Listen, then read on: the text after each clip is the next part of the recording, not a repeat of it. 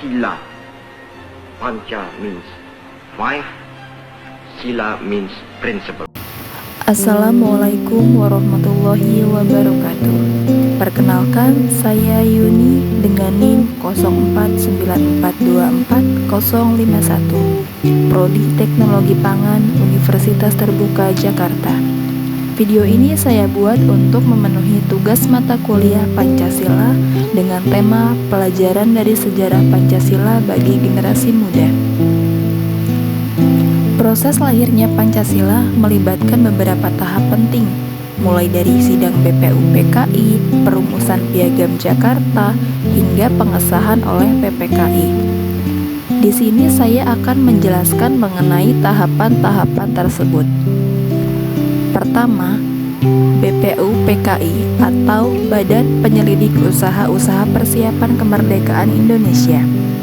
BPUPKI dibentuk oleh pemerintah Jepang pada tanggal 29 April 1945 sebagai upaya menarik dukungan rakyat Indonesia menjelang kekalahan Jepang di Perang Pasifik.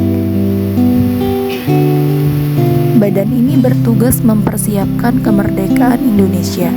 Sidang pertama BPUPKI diadakan pada tanggal 29 Mei hingga 1 Juni 1945 di Gedung Cho Sanghyin, Jakarta. Tema utama yang dibahas adalah Dasar Negara Indonesia Merdeka. Dalam sidang tersebut, beberapa tokoh menyampaikan gagasan mengenai dasar negara.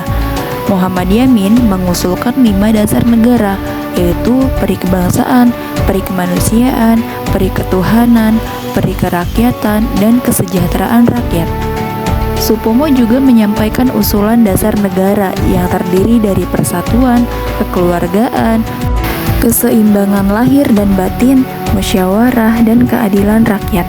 Pada tanggal 1 Juni 1945, Soekarno menyampaikan pidatonya yang berjudul Lahirnya Pancasila, yang berisi 5 dasar negara, yaitu kebangsaan, internasionalisme atau peri kemanusiaan, demokrasi, keadilan sosial, dan ketuhanan yang Maha Esa. Istilah Pancasila pertama kali disebut dalam pidato ini, di mana Panca berarti 5 dan Sila berarti prinsip atau asas. Kedua, Piagam Jakarta. Untuk merumuskan lebih lanjut dasar negara, BPUPKI membentuk Panitia 9. Pada tanggal 22 Juni 1945, Panitia 9 menghasilkan Piagam Jakarta yang berisi rumusan Pancasila dengan beberapa perubahan kecil dari usulan awal Soekarno. Piagam Jakarta memuat sila pertama yang berbunyi ketuhanan dengan kewajiban menjalankan syariat Islam bagi pemeluk-pemeluknya. Rumusan ini kemudian menimbulkan perdebatan karena dianggap tidak mencerminkan keberagaman agama di Indonesia. Muhammad Hatta menerima masukan dari tokoh-tokoh dari Indonesia bagian timur yang menyatakan bahwa rumusan sila pertama tersebut dapat memecah belah bangsa. Ketiga, PPKI atau Panitia Persiapan Kemerdekaan Indonesia. PPKI dibentuk pada tanggal 7 Agustus 1945 setelah BPUPKI dibubarkan. Tugas utama PPKI adalah mempersiapkan kemerdekaan Indonesia termasuk mengesahkan dasar negara dan Undang-Undang Dasar 1945.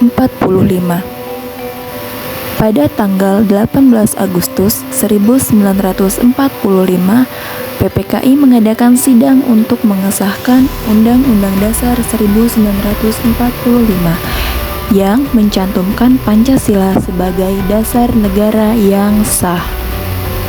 Sebelum pengesahan, sila pertama dalam Piagam Jakarta diubah menjadi ketuhanan yang Maha Esa untuk mengakomodasi keberagaman agama dan menjaga persatuan bangsa.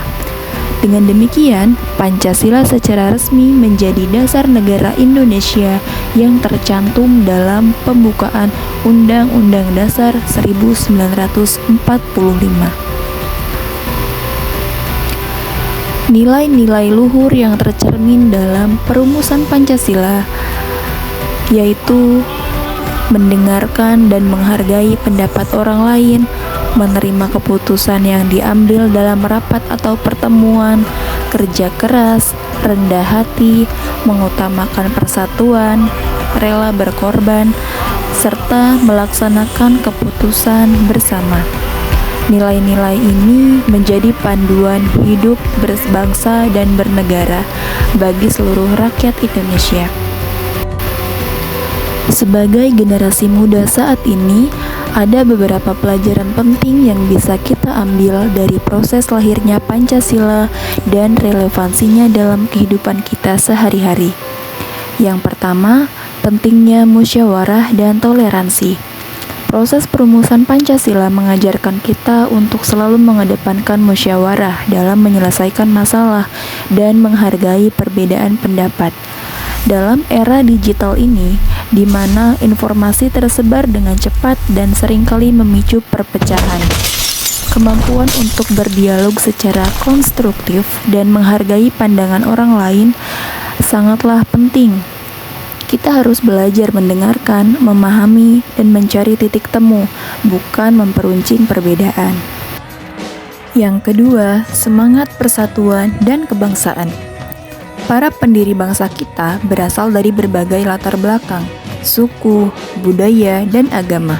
Namun, mereka memiliki satu tujuan yang sama, yaitu mewujudkan Indonesia merdeka dan bersatu.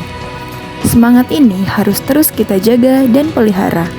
Di tengah arus globalisasi yang semakin kuat, kita harus tetap bangga dengan identitas kita sebagai bangsa Indonesia dan berkontribusi positif bagi kemajuan negara Indonesia.